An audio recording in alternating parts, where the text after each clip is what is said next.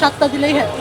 Seven up কেন মনে আসলে? ওই যে 7টা গোল খেয়েছিল, এই জন্য মেবি ওরা একটু টিটকারি করে বলে সমস্যা নেই, আজকে 7টা গোল খেলে আমরাও বলবো।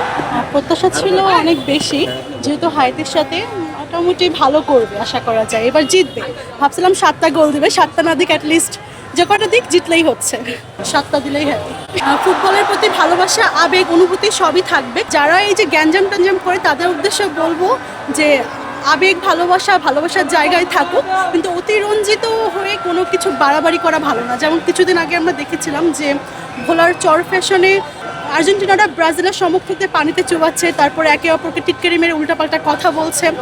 তারপরে আমরা অনেক সময় দেখতে পাই যে রাস্তায় কত শিশুরা না খেয়ে ঘুমিয়ে আছে, অথচ লক্ষ লক্ষ টাকা খরচ করে বড় বড় পতাকা টাঙাচ্ছে। তো এই বিষয়গুলো একটু বেশি অতিরঞ্জিত হয়ে যায়, মানে হাজার মাইল দূরে থেকে বাংলাদেশিদের মানে এত বেশি আবেগ, এত বেশি অতিরঞ্জিত হয়ে যাচ্ছে। তো বলবো যে ভালোবাসা, আবেগ সবই জায়গার মতো থাকুক, কিন্তু অতিরঞ্জিত হয়ে নিজেদের ভিতরে ঝামেলাটা না বাঁধাই আমরা। সেভেন আপ কেন মনে আসলে? ওই যে 7টা গোল খেয়েছিল, এই জন্য মেবি ওরা একটু টিটকারি করে বলে সমস্যা নেই, আজকে 7টা গোল খেলে আমরাও বলবো।